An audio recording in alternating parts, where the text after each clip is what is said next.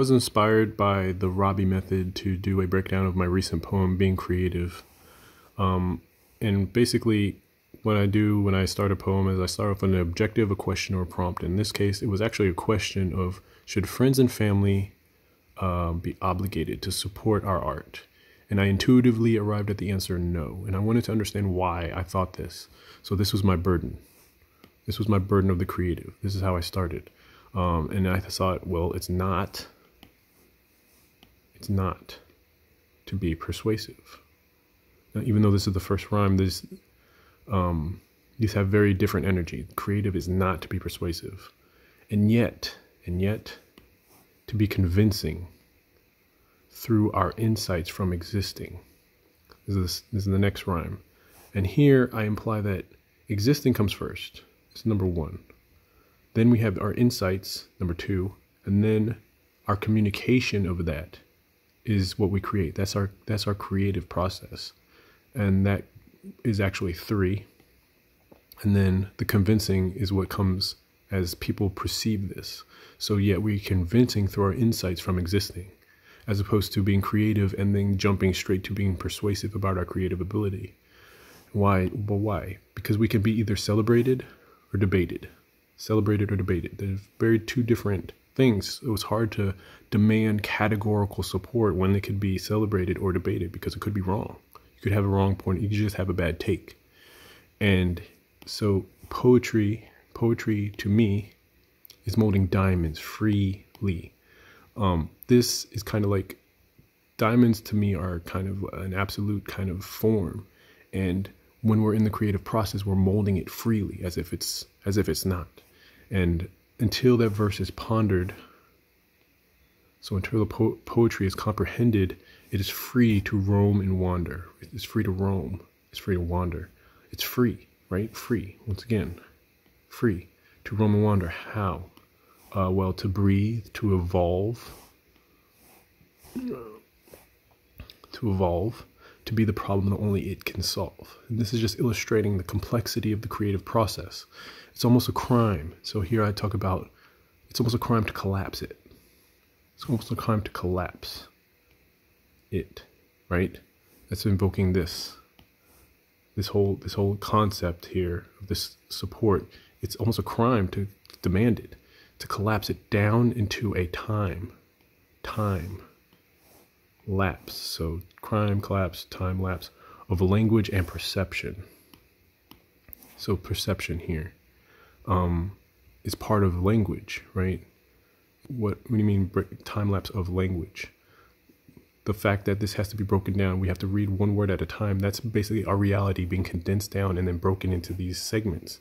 Whether you're thinking about stop motion or time lapse video, it's a language of perception that has to be collapsed down to, made estranged to the whole range of limitless possibility. So the whole, it becomes foreign to limitless possibility when you break your art down. When you collapse it down, you make it estranged to the range of limitless possibility, subject to projection.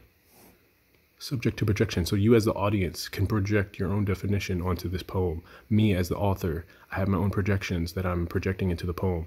So it's subject to projection now. It's no longer abstract. It's no longer, limitless possibility, but it is way too important to hoard within the abyss of abstract obscurity.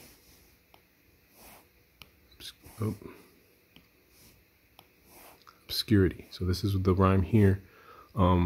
Here I tried to do some alliteration with the a, and then kind of an obscurity. And these two things are actually like very similar. Limitless possibility is also an abyss of abstract obscurity. And it's too important here. I say it's too important to hoard it within that, to hold it within ourselves. So we try to communicate it. And I feel like this is all that really needs to be said of this poem. But I kind of wanted to go into a breakdown, right? A summary. It's like, this poem never asked to be made, right? This poem never asked to be made. And this invokes not only the poem itself, but us, right? The wording of this, we never asked to be made, right? And so poorly displayed, right? This is the rhyme. But we hope, now you may wonder, who is we, right? It's always important when you invoke, like you bring we and our into to understand it. And we is everybody involved. Because if you're this far into the poem, to me, you're invested into what's the point, right? So if you're invested into this point, we're we, okay? We hope that this finds a point or a home, right? A home where it's no longer on its own. So this, like, it talks about the poem as art and ourselves. We hope that we find some place where we belong, where we're no longer alone. Maybe to join the chorus of our shared experience, us existing right now as you're watching this, as you have maybe heard this poem or read this poem before now, it's this, you're participating in the chorus of our shared experience as this poem is being shared and experienced, to live a life of its own, right? And this kind of rhymes with here, with home, own, and here this reflects the poorly displayed, right? It's not a perfect, I don't like this really, but it reflects how this is imperfect. Its own convalescence. And convalescence is recovery, right? Recovering from an illness or disease or something. Of what? Convalescence, recovering from human codependence. And what's codependence? Codependence is depending on something, usually of an unhealthy nature, depending on humanity. So this poem has to recover from its dependence on humanity. And as it does this, it matures from adolescence, from being a child into an adult, into something new. Something new. Beyond me, right? Beyond me, the creator. Beyond you. You.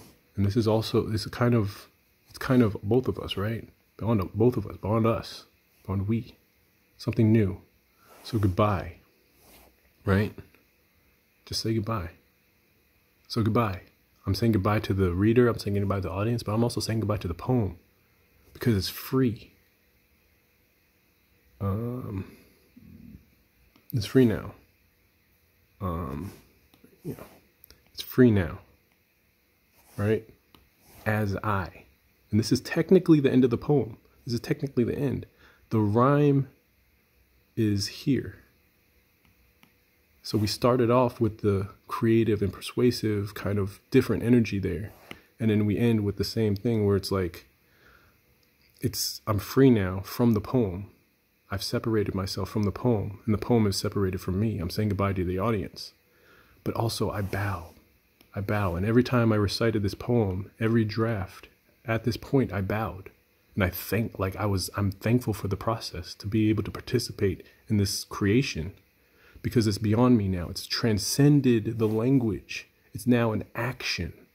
It's now the poem evolves into an action. So it's beyond us now. It's like it's literally interdimensional. I really think this is my favorite part of the poem, personally. And where I was inspired by the Robbie method is this can be now broken down to bow, right? B-O-W. B-O-double-U.